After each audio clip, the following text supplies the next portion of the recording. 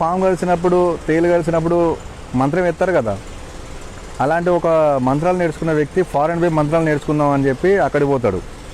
అక్కడ ఫారెన్లో కూడా మంత్రాలు వేసుకున్న ఆ వైద్యుని కలిసి ఇట్లా సంగతి మీ ఫారెన్లో ఎట్లాంటి మంత్రాలు వేస్తారో నేర్చుకుందామని వచ్చిన అంటే అవునా కానీ సందేహించే టైంలో నేను చెప్తాను, నేను ఇండియా లోపల పాము గడిచినప్పుడు ఆ తేలు గడిచినప్పుడు మంత్రాలు నేనే వేస్తాను అక్కడ.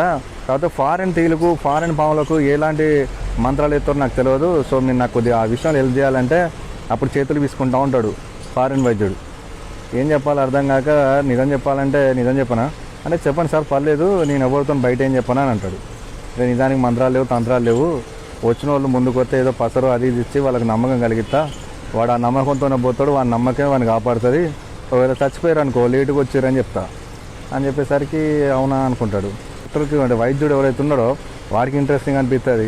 సరే మరి మీ ఇండియాలో నువ్వేం మంత్రాలు చెప్తావో చెప్పు, అవి నేను నేర్చుకుంటా, అవసరమైతే నేను ఫీజు ఇస్తా సార్ పర్లేదు అని అంటే అప్పుడు వాడు చెప్తాడు చెప్పడానికి ఏం లేదు, మీరు చేసిన పని నేను చెప్తా, టైంకి తీసుకురాలేదు కాబట్టి పోయింది చెప్తా పోయిన వాళ్ళకు అని అసలు విషయం ఈయన కూడా చెప్పేస్తాడు. ఏం మాట్లాడుతున్నావురా, నరాలు కట్ అయిపోయింది అంటే ఇద్దరు డొల్లలే, ఏం లేదు ఇద్దరి దగ్గర డొల్లే. సో మనం ప్రతి విషయాలంటే బయటికి కనిపించినంత ఈజీగా ఉంటుంది, ఇంటర్నల్గా వాళ్ళు వేరే ఉంటారు, మనకు కనిపించే విధంగా వేరే ఉంటారు. చాలామంది సొసైటీలో మనకు కనబడ్డట్టుగా ఉండనే ఉండరు, వాస్తవానికి వాళ్ళు డొల్లలే అనే విషయాలు మనం అర్థం చేసుకోవాలి.